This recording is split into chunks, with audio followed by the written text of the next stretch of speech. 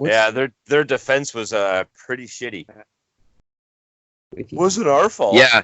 we didn't know. We didn't know. I didn't realize what the big deal. Oh, you meant those opioids. Mm-hmm. Sorry, not I didn't realize. I thought you meant the other opioids. Yeah.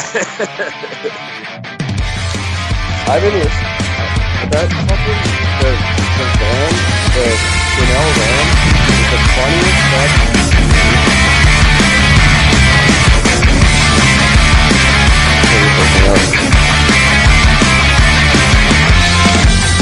Every story starts the same way.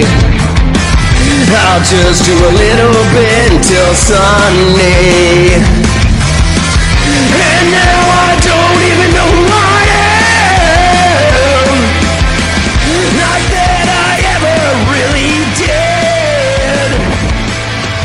Once it's in your head, it's in your head. It just is Happy Monday. August 26th, 2019, and I'm Eric, talking at you for the second time from Kelowna, British Columbia, Canada, where if you're giving somebody directions and you tell them, yeah, it's by the Starbucks, you're an asshole. By direct definition, you're an asshole. By direct definition. Hey, everybody, welcome to the show. I apologize for the disorganizedness of the last couple of episodes. This trip has just been really, really weird. And Gord, how are you? How's doing? Going home? I didn't understand how just surreal it is. So I feel a little closer to you because you just last year went home. Yeah. You didn't have the time away though, did you? 12 years I've gone. Yeah, well, I had 5. Oh, that's pretty much the same then. Yeah, it's it was enough that when I came back, I got lost in my own hometown. So did I. I don't think did I tell this story that I was walking in West Bank, which is the west side of the bridge there. And I was walking and I walked past a Starbucks. And I was like, oh, okay, there's a Starbucks. I remember when there was only one Starbucks in Kelowna at all. And then I walked past a Starbucks, looks identical to the first Starbucks. I'm like, my God, how many Starbucks do they need? And I by the time I got to the third Starbucks, I was like, what the fuck is going on? Why would they build 3 in this short radius that I'd walked in a complete circle 3 times? I walked past the same Starbucks. The same Starbucks 3 times in a row. 3 times.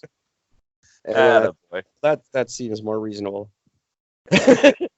See, Milton's got a tremendous amount of Tim Hortons, more than your average city. Yeah. It's insane. I think there's. I try to remember. I think there's 11 Tim Hortons in Milton. Oh, and does anyone call it Timmy Hose?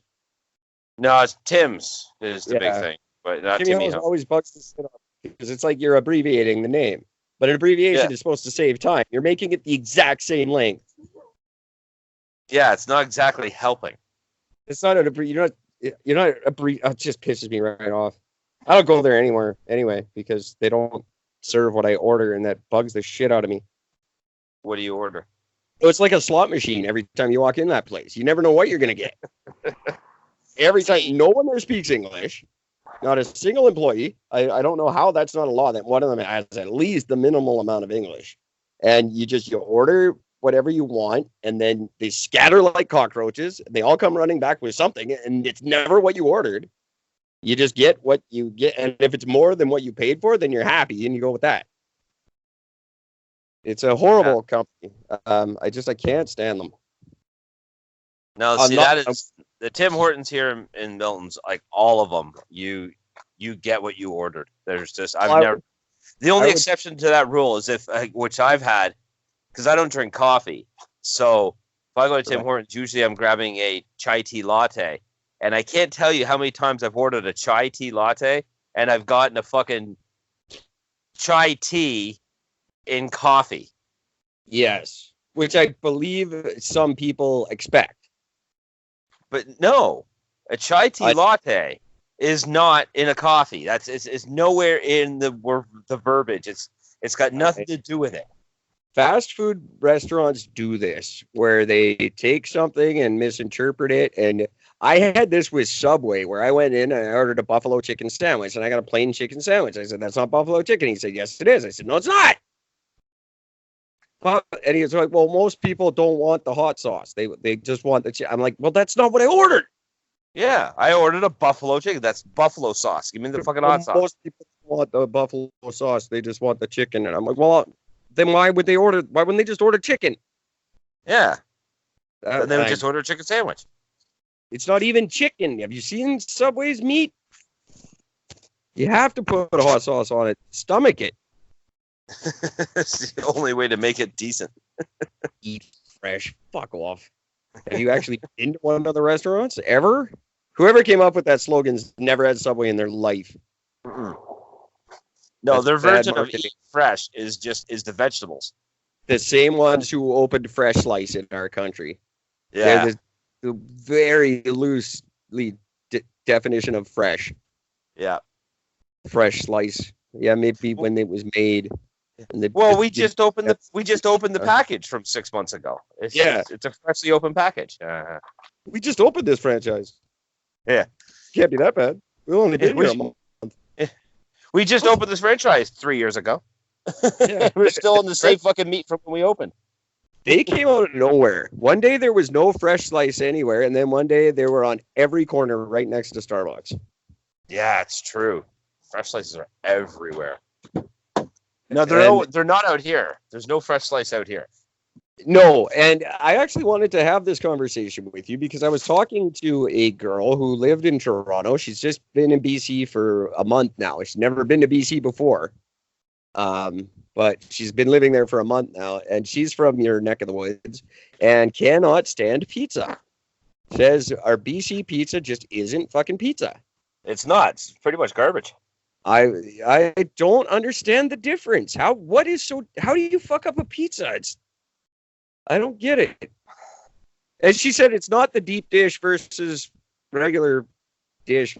That's still two different things there. It's the same two different things, but I don't know. It's well, like one thing I love about like certain pizzas, like my favorite pizzas, and it's pretty much like you have two different types of people that eat pizza. You got the people who want the thin crust, like healthier style pizza with very little sauce and things like that. And then you want the people who want a better pizza, which is like a greasy pizza.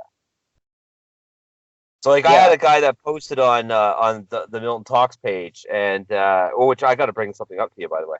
I had a guy that posted on the Milton Talks saying, "Hey, who's got the best greasiest pizza in Milton? And if you suggest pizza, we will never be friends." Because pizza is like the driest pizza ever. It's good, but it's very dry. We got our first franchises here in BC just like in the last couple of months. They finally started springing up for the first time ever. I heard about that. That's right. The Burnaby is the only one I've seen. I didn't go in there, but I saw it. I saw the sign. They're officially here. I hope it goes well for them. I don't think it will. Did I just lose you? No. There you go. Okay. So. Now you cut out for a second. Uh-oh. That's okay. You're back in. You're all fine. Everything seems fine. Yeah. No, we're good. Definitely reason to question these days, though. I don't know what the hell's going on. Maybe Apple and Google are finally officially sick of us. Maybe. They refuse to fucking carry us, but yet we still keep fucking producing great numbers. So yeah, they're just getting fed up with us. And we slag them like at least once per episode. One of the two. Oh, if not both. And maybe they're finally like they just called each other and said, "Hey, let's prove these two fuckers right." Just shutting us down. So pizza sucks out here. I just wanted to confirm that with you because I've heard that I have a friend who's right from KC Gonzalez's backyard. Hey, Chef Salty Pork. And he won't even. He just won't even acknowledge it. He won't even call it pizza in BC. Yeah, but he's in Jersey as well.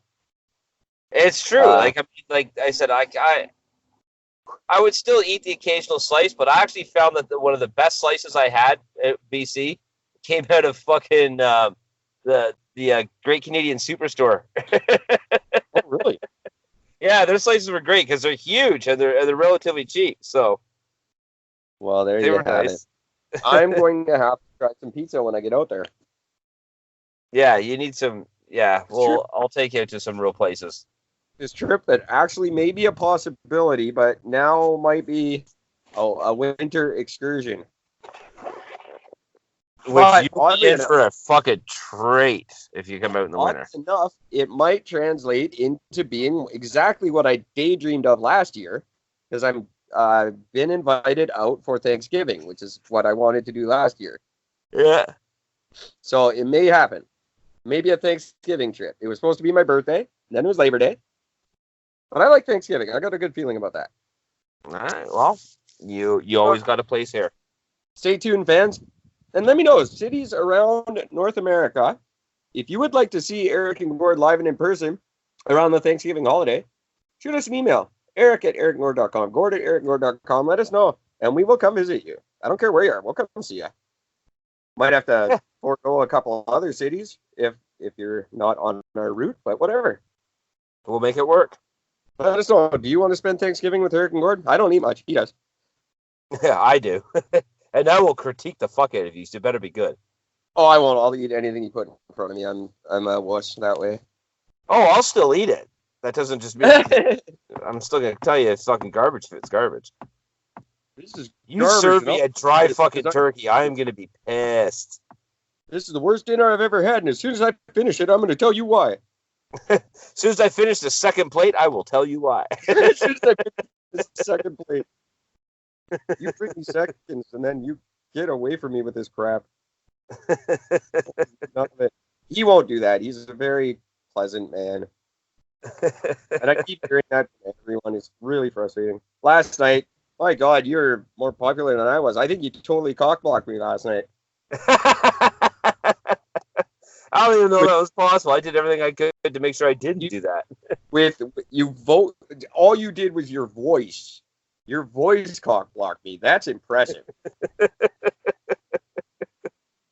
I just, it's something that I just don't understand. Like I've never truly understood it in that sense, because I've always been told that I've got like this great voice for like radio or whatever, that I just need to be. People just need to hear me speak, and I've never understood what it was about my voice that people liked and gravitated to. I always thought it was the amazing things that came out of my mouth. Apparently, no, it's just the tone. Yeah, well, I tell you, this girl, I was telling you about her off the air, where this girl, I haven't seen her in 25 years. I ruined her life. She never got over me. Worst thing, she hears you for 15 seconds and it's done. I'm just out of the picture. Gord sounds awesome. I can't wait to meet Gord. What? You don't even know. What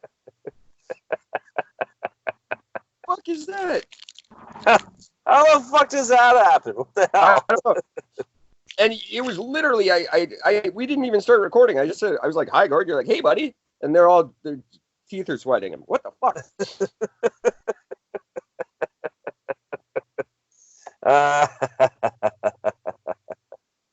I laugh at that. And these are Kelowna Cougars. They're a scary bunch, I tell you. But it's funny hearing when you go back to your hometown. Anyone who's done this, please let me know if you know. But when you hear the couples that have formed since you've been away, and some of them are just spectacular. And you're just like, really? What? Them? It's pretty amazing. I actually know somebody who made a deal with this girl I know, made a deal with this guy.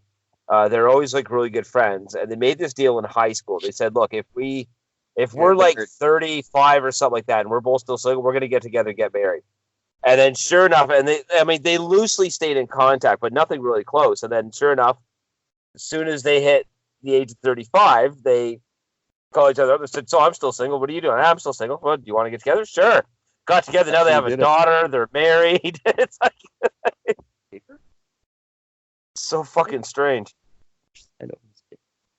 Yeah, that is strange. The whole thing is strange. Seeing these couples that have gotten together, seeing my town is different but the same. It's neat. I would stay, but they're all freaky and weird. Well, freaky and weird can be definitely a good thing. So I'm just basically the plan is now overstay my welcome and get out of here as quick as I can. That's how I spent most of my life. Yeah, right. Exactly. Well, that's why I left Kelowna in the first place. It's a lovely town.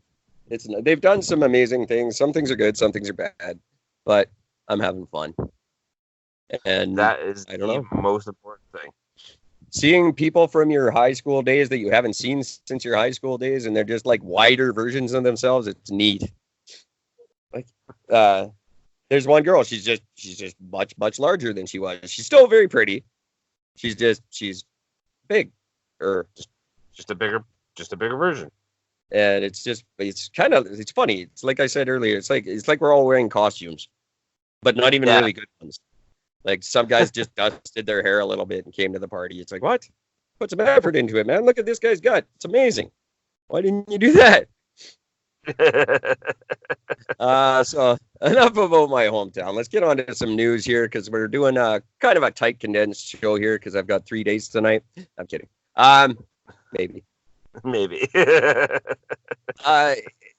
Our theme show for the week, we do. It's been a long time since we've had one news story that's completely captivated us for more than maybe 2 episodes in a row. But this Brazil thing is just the story that keeps on giving. What do you have on our latest updates today? Well, I am still as I said, first you had like I said, I fucking called the shit out of this. First, you had the environmental groups that have jumped on board this, saying that this is going to destroy the environment. It's going to be bad for global warming. And now Justin Trudeau has stepped up to the plate and donated $15 million to the cause. Of course. To help with the forest fires, and all these countries are getting involved. And yet, the strangest thing is that you can literally use their own stats and numbers against them. And here's one of the big ones. So I did some math the other night, and some just did not add up. And what it was over the last 40 years, I've been looking at the numbers for what they say is how many square, I can't remember if it's acres or miles, but we'll go with acres. How many square acres of forest are torn down every day? And the numbers keep going up about just how many acres are disappearing.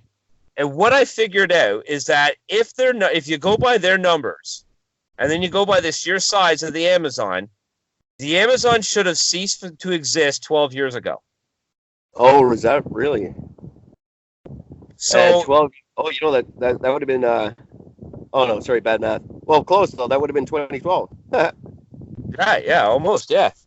Funny. So when you're looking at that, it's just again like it just seems like as much as the farther and harder that they push this whole global warming thing, the more and more the truth keeps squeezing out between the crevices, and you start finding out, well, this can't be true because of this. Your numbers, you're using the numbers as saying this. Now, when I had a discussion about this one, because I said, like, you can't tell me, like, again, predictions are one thing. Yeah, predictions are going to be wrong because it's just a prediction. But when you use the proper data, then, you can get a much more accurate prediction. So the excuse that was given to me, I guess, was, well, if that was true, then the weather should never be wrong. They should always be able to get the weather perfectly right. But they rarely ever do. I said, no, that's true, except for if you go on the AccuWeather website. Now, AccuWeather is one of the things that I've been using a lot lately. And as far as I know, they are very well trusted. I've never checked into their credibility, but I know they are very respected. So I have never in my life seen anything more accurate in my life than they are. If it says it's going to rain between 1 and 2, fuck me if it's not 103 and the goddamn rain hits. And they're everywhere, right? I mean, there's 175,000 weather apps, but they seem to be turning up everywhere. So they must be doing something right. And the thing is like, I'm going to be honest. I'm assuming they must have an app. They have to, but I just go like every time when I go on the website, I have never been close to steered wrong from the website. But yet when I go to any other fucking weather thing, whether it's fucking like what the fuck's the one that's on my phone? It's I think it's just Weather Network. Yeah, weathernetwork.com is what comes off mine, and it's wrong. I actually, that's because I forgot I just did this. I actually changed mine over, my main home screen to AccuWeather, and since I've done that, weather's never been wrong, ever. Yeah. Temperature is always literally bang on. The weather is always perfect. It's the strangest thing. So as soon as that was said to me, I turned around and said, okay, let's look at this over the last 3 days. I said, okay, so what was the weather like on fucking Friday? Well, it was like this. I said, look at that. Here's the weather. Yeah, that's exactly what said the weather was going to be. Go to any other fucking weather site. They're saying, oh, there's going to be rain. There's going to be this. There's going to be this. No rain. And this is what I was saying. The writing is on the wall for network weather people. Number one, very few people go to for your weather. And number two, you suck. You're always terrible at it. So, and these apps are much, much better. They do your job better than you. And they never show up pregnant. That's right. Every network weather girl, as soon as she gets the full-time position, next thing you know, pregnant. Preggers. Every time, look at Tamara Taggart. She hasn't stopped having kids until she got the anchor job. She was pregnant for like 4 years straight. Still considered an anchor. Hasn't been on the air in 4 years. Yeah, right. But God love her. She's well loved around the community. I like her. She's a nice lady. I can't say a bad word about her. I've met her a couple of times. She's really nice. But network weather people, you're on your way out. You're going Mike McCardle route any day now. Yeah, it's just like I said. It's when you start getting because when I was looking at the numbers, because like the question that got posed to me was, well, then how do you know that numbers you're looking at are right? I'm like, well, easy, because all I'm doing is I'm looking at the numbers all your numbers. All you have to do is look at them. Anything from the last from before the last say 7 years. Yeah, because that's when the global warming thing has really started taking off in the last 7 years. And you can go back, look at an almanac. You can look at credible. You don't need biased numbers. Like the realistic numbers are there. Yeah. Almanacs and farmers' guides and stuff like that. They will always steer you the right way. It's like I said.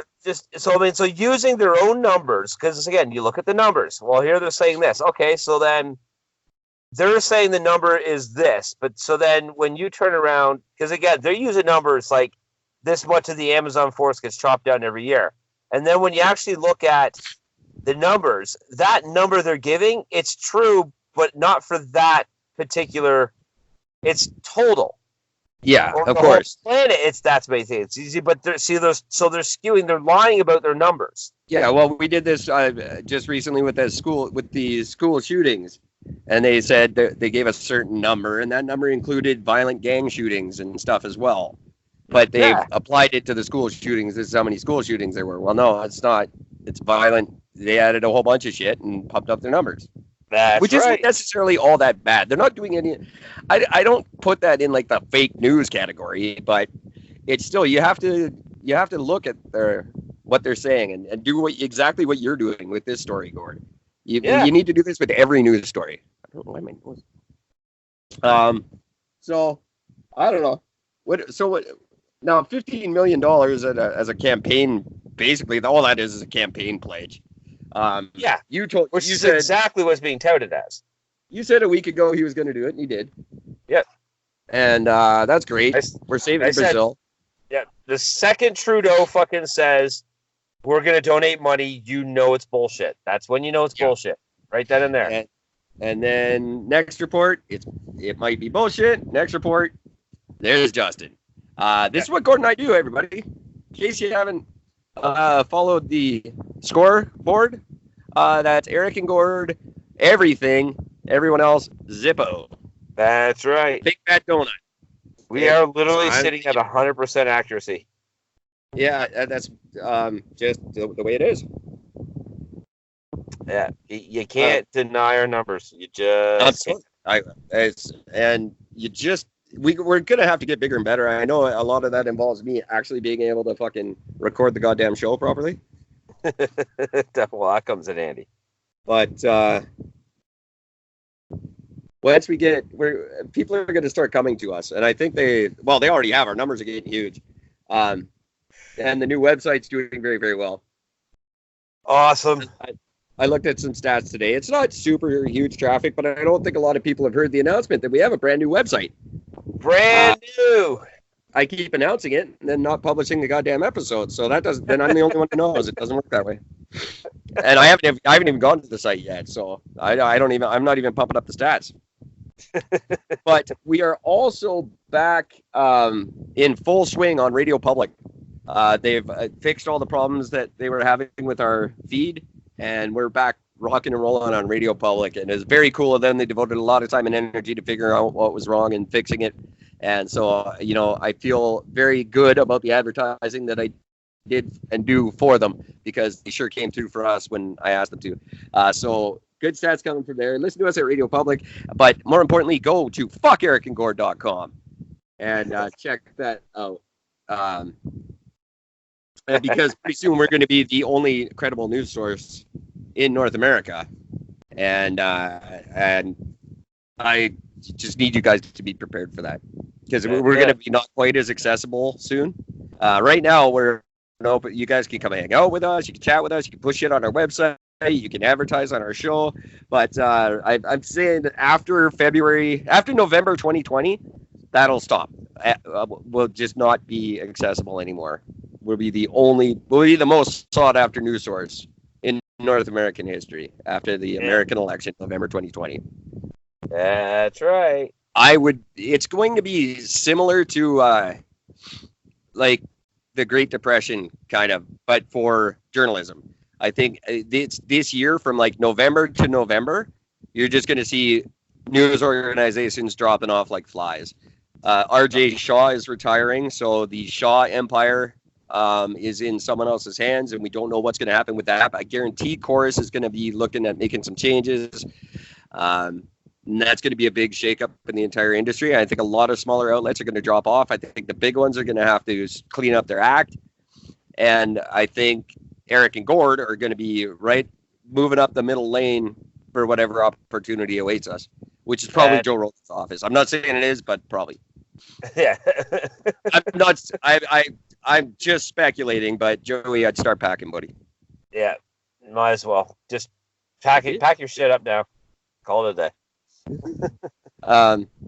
Or you can always work with us, Joe. I'm not a monster. Speak for yourself. Fuck you, Joe. We're taking over you. We can definitely use a second associate producer. I'm gonna make Joe interview guys while they're stripped down fucking naked in the fucking change rooms. That'll be his role. Sure. Joe, you're the jizz mopper, buddy. That's it. We need a fluffer for our show. How do you feel about that, Joe? He is gonna beat the shit out of me one day. But you know what, though? He'll like me, so that'll be fine. He will like you. It'll be the Gord and Joe show any day.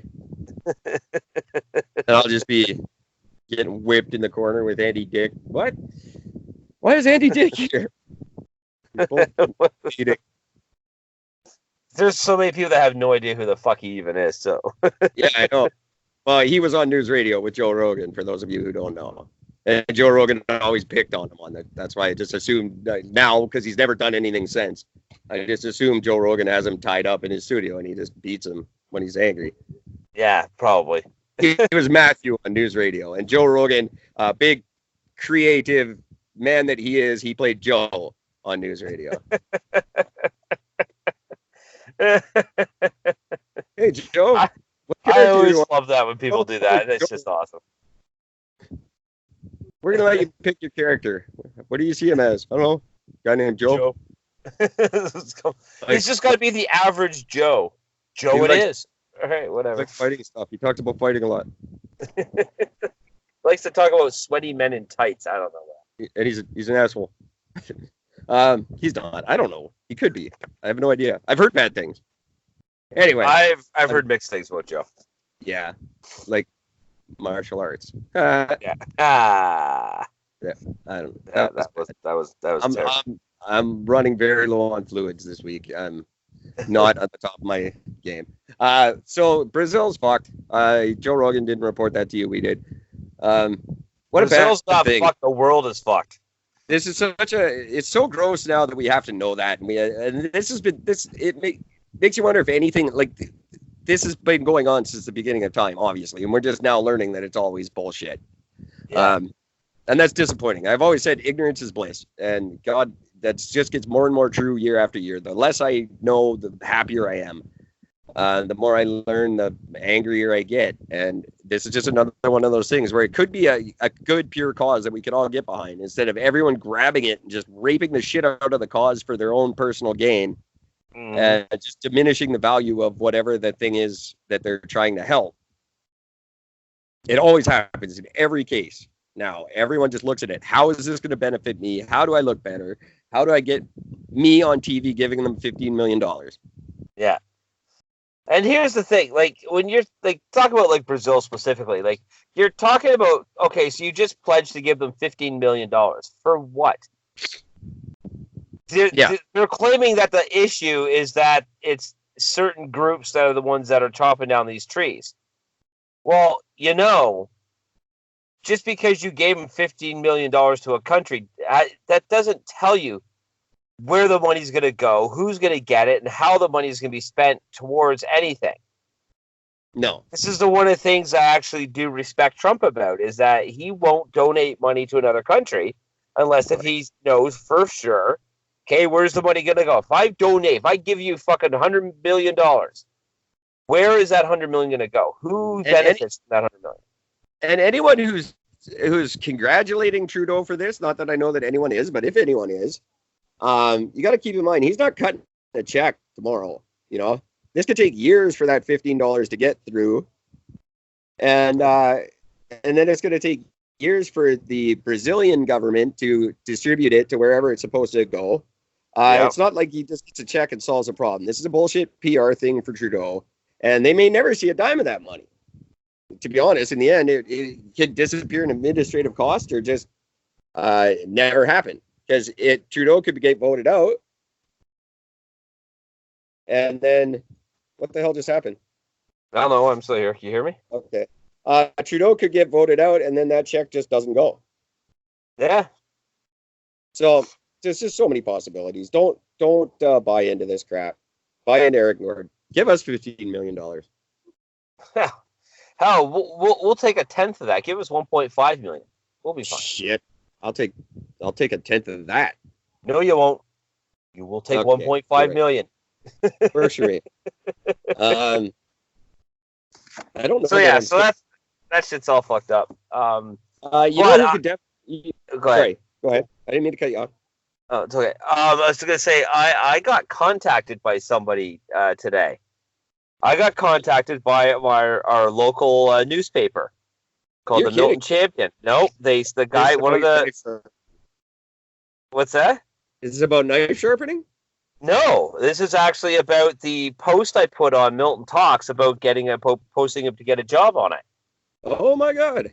Just see what kind of response it was, and so he just wants to interview about it, because I saw there's a lot of positive responses. I wanted to see how it's going and how it's worked out for him. I'm like, yeah, sure, I'll fucking talk to you about it, whatever. So I'm gonna send him my number, and then we're gonna talk, and it's gonna be interesting because, again, a lot of the jobs that I got offered is all those, fucking Amway style jobs.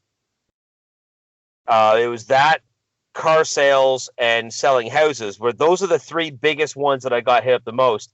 And then number 4 was that fucking one company, GFS, which I still can't get a fucking interview for. Even after fucking sending my resume out to the people who messaged me on this thing, I still can't get in that fucking job. And apparently it's the easiest company to get into. Not for me. Yeah, and what's funny is I got 3 jobs last week. They all said, yeah, great, you're hired. And they haven't called me. They didn't give me a start date. They said, yeah, you got the job, you're hired. And that was the end of the conversation. I've never heard from them again. So I don't know what the hell's going on. This job market is fucked. That's great. But yeah, so I'm interested. So yes, we'll have to see how it goes. Plug us as much as you can. Just be like, yes. In fact, I did post that ad while I was doing my podcast, Eric and Gord, What If We're Right. Oh, trust me, I will be plugging the shit out of it. Oh, I'm sorry. Did you say Eric and Gord? I thought I heard you say that. So, sorry, Gord, tell me. So tell me, Gord, when you posted that thing on the mill page, what did you feel about the response? Well, I was discussing it with my partner Eric at Eric and Gord, What If We're Right, the podcast that I do. Every answer will start off with that. I work it into every sixth sentence of my life. I've been doing that now for months. Just every sixth sentence that comes out has something to do with us. It is working, I think. Yeah, so far so good.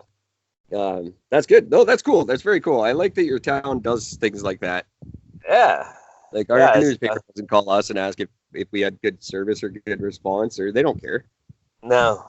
And I'm like I said, I'm really happy. It's nice because they want to do at least I'm hoping they want to do like a feel good piece. That's what I'm hoping. But yeah, we'll have to see what it all pans out. But pretty fucking neat though. I also want to do a feel good piece. So let's get on with this show. Yeah. You know who could use $15 million right now is Johnson & Johnson. Yes, I suppose they definitely could. They have just been ordered by a judge to pay $572 million, more than twice the amount of the other drug companies that have been ordered to pay in Cleveland County, Oklahoma, over a class action lawsuit where it's been proven that they deceptively distributed opioids, OxyContin, basically. Yeah. Good to see opioid overdoses. Now, this is kind of pathetic, but in the last 10 years, opioid overdoses have killed 4,600 people in the States. Now, keep in mind, that's from 2007 to 2017, 4,200 people. That seems low. Yeah, well, Vancouver, the lower mainland of BC, is going to hit about that number by the end of this year in the last 3 years. So that's a city compared to the entire America. We'll be about 3,000 by the end of this year, a little more, and they're 4,000 in their entire fucking country. So Crimea River, Oklahoma, and that's 10 years. We're 3 years. Just saying. About 4,600 people have died. They get 527 million. 3,000 die in my backyard. We get fucking Narcan kids, but that's another show. Actually, your numbers are way off. The U.S. government does not track death rates for every drug. However, the National Center for Health Statistics at the Centers for Disease Control and Prevention does collect information on many of the more commonly used drugs. The CDC also has a searchable database. This may be just the one drug. So national drug overdose deaths in the U.S. Since 1999. Okay, so we're going... Okay, how far? 25. Yeah. So in 25 years, over 70,000 people. Over 25 years. Over 25 years. Sure. Cool. So that's between 99 and 2017. So you're talking 18 years. That's the entire country. That's the entire country. Yeah. So if we add up what's going on in BC, we'll beat that. Just in Vancouver. There's a twofold increase in the last decade. Yeah, definitely. Yeah, 100%. Yeah. I'm not saying America doesn't have a problem. I'm just saying it's minuscule compared to ours. But I don't understand what I'm really trying to get at is I don't understand why Canadian lawmakers can't make this kind of shit happen. It happens every day in the States. These people are being punished for what they did. And in Canada, they're being celebrated and pharmacists are getting paid more than ever. Yeah. It's disgusts me, but this is good. Good on you, Oklahoma, for cracking down on this shit. And I'm not wishing anyone the kind of crisis that we have in Vancouver. It's still 1 in 4 people die. So if you're hanging out with 3 buddies tonight, one of them won't be there tomorrow. Fact. Here, I have actual numbers. Yeah. You want to shoot them out? So here we go. So we still don't have NBC the numbers for February and March as far as I know. These numbers I'm about to spit off are all up until 2017. Right. Okay. The 2018 numbers haven't been released yet. That's right. So antidepressants killed just under 5,300 people. This is in the States? This is in the States. Yeah, okay. So 5,300 just in antidepressants alone. Psychostimulants with abuse potential, including methamphetamine, 10,333. Not bad. Yeah. Benzoidiazepines? What the fuck? You can just say benzos. Everyone knows what that means. Okay, so benzos, over 11,500. Yeah, benzos are bad. Yeah, cocaine, just under 14,000. Yeah. Heroin, just under 15,500. Yeah, 15,000 in the country, though. Yeah. We're doing a third of that in our city. In one city. Prescription opioids, just over 17,000. Yeah, but see, there's the key word: prescription. Prescription. Yeah. These are the drugs that you're supposed to be taking. They're killing 70,000 people. Well, it's not the 70,000, but the largest numbers you're hearing are the good, quote unquote, drugs. The ones from your doctor, the ones from the white coat dude, not the shitty street drugs. No, there is one higher. Yeah. Other synthetic narcotics, other than methadone, mainly fentanyl, 28,466. There you go. That's the scorpion in the bottle. Yeah. So there you go. There's your numbers. The people who produce that need to be punished. It should not be a thing. The fact that it took until this crisis to criminalize it is absurd. But the people who now are producing fentanyl need to be punished. You gotta take sides. Once it's in your head, it's in your head. Yeah, wow.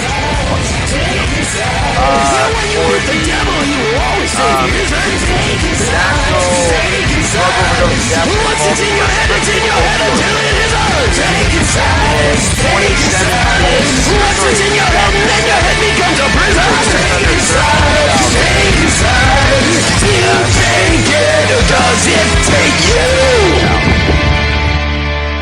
But the jump from 99 to 2007, so in 8 years,